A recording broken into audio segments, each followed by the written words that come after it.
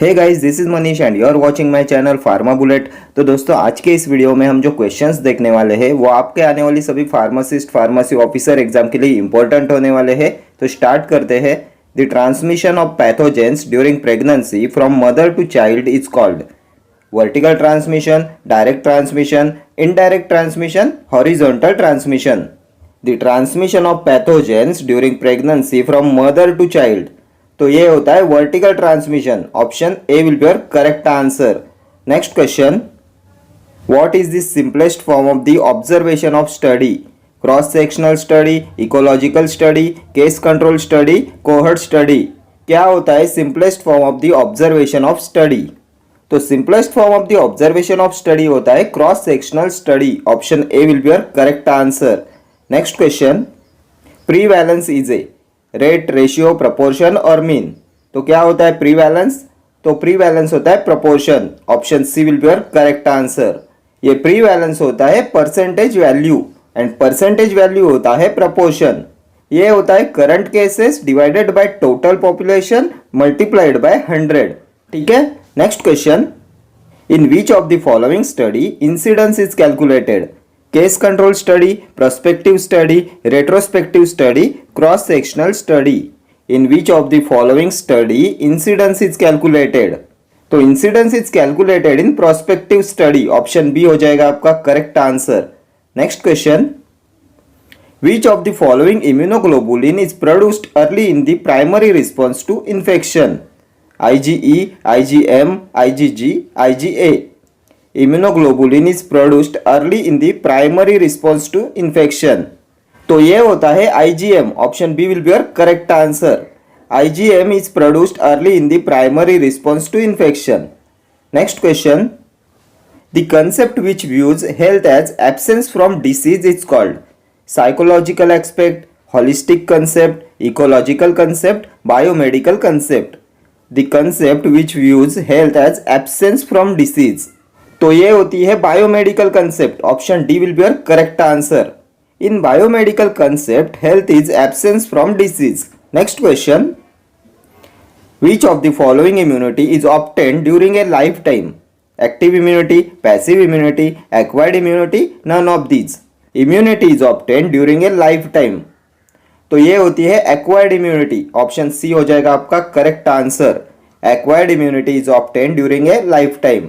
Next question, the first schedule to the Drugs and Cosmetics Act 1940 prescribes standards for disinfectant fluid, standards for clinical trial, authoritative books of Ayurvedic, Siddha and Unani medicines, standards for the pack sizes of the drug. The first schedule to the Drugs and Cosmetic Act 1940 prescribes, तो क्या होता है first schedule में drug and cosmetic act के? तो drugs and cosmetics act के first schedule में आता है authoritative books of Ayurvedic, Siddha and Unani system. Option C will be your correct answer. Names of books under Ayurvedic, Siddha and Unani system comes under first schedule.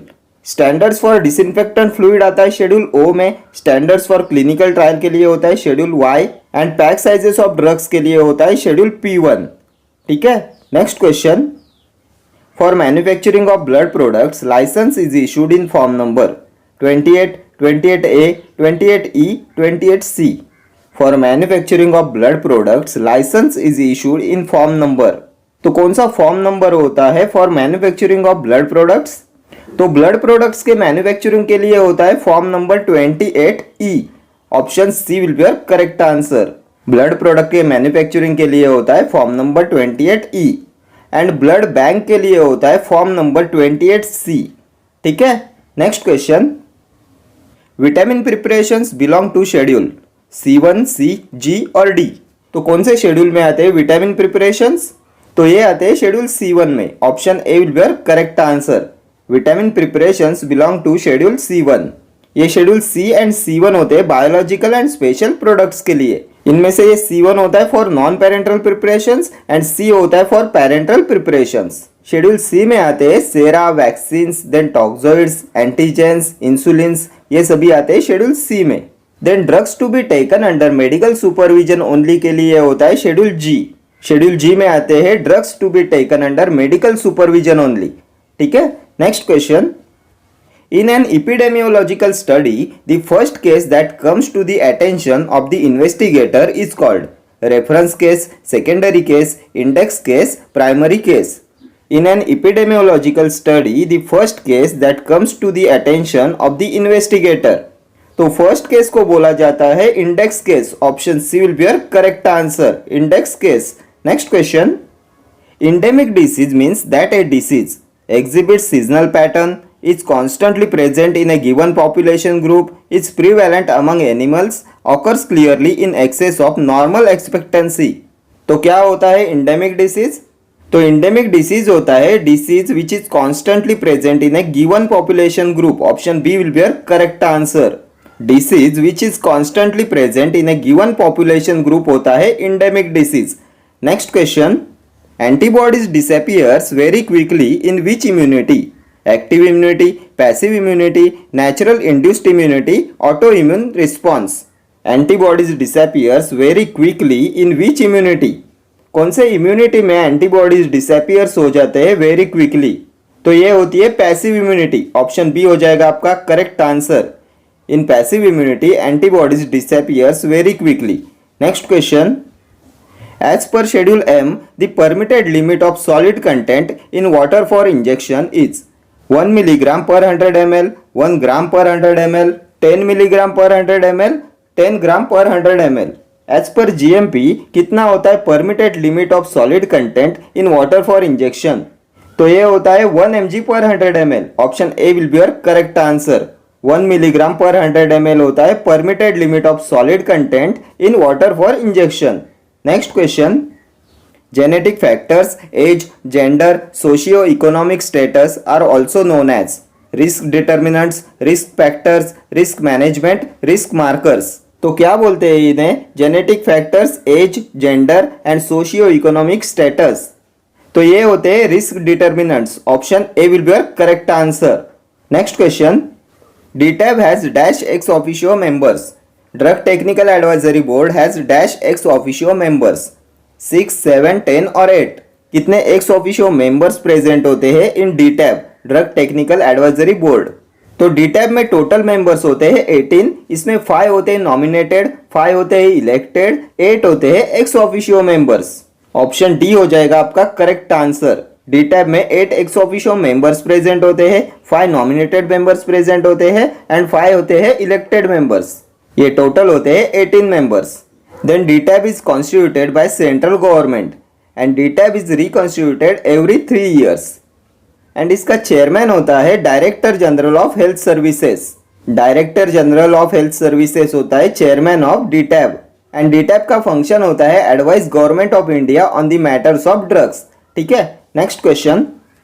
Which of the following type of vaccines were first authorised for the COVID-19? Live attenuated, toxoid vaccine, mRNA vaccine, conjugated vaccine. Vaccines were first authorized for the COVID-19.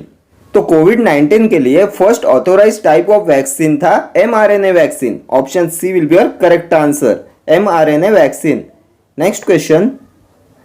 Standard for quality of medicine is prescribed in schedule 2, schedule 1, schedule Y और schedule R. Standard for quality of medicine तो ये prescribe किया गया है schedule 2 में. Option A will be your correct answer. Schedule 2 में आता है standards for quality of medicine and schedule 1 में है authoritative books of Ayurvedic Siddha and Unani system. इसमें आते हैं names of books under Ayurvedic Siddha and Unani system. Then schedule Y होता है क्लिनिकल ट्रायल्स के लिए. शेड्यूल R में आते हैं standards for mechanical contraceptives. Next question. Which form number is required to issue duplicate license for the wholesale? Form 20C, Form 20D, Form 21C, Form 36. Form number is required to issue duplicate license for wholesale. तो कौन सा form number होता है for duplicate licence for wholesale? तो wholesale के duplicate licence के लिए होता है form number 20D. Option B will be your correct answer. Duplicate licence for wholesale के लिए होता है 20D and duplicate licence for retail के लिए होता है 20C. ये 20C होता है for duplicate licence for retail. Next question. Whole human blood should be stored at temperature 8 degree Celsius, 12 degree Celsius, 20 degree Celsius, 6 degree Celsius.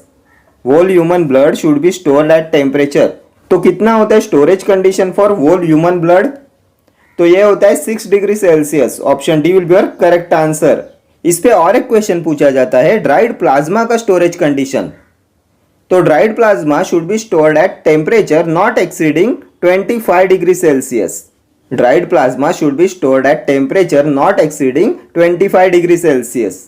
And whole human blood should be stored at temperature 6 degrees Celsius. Next question.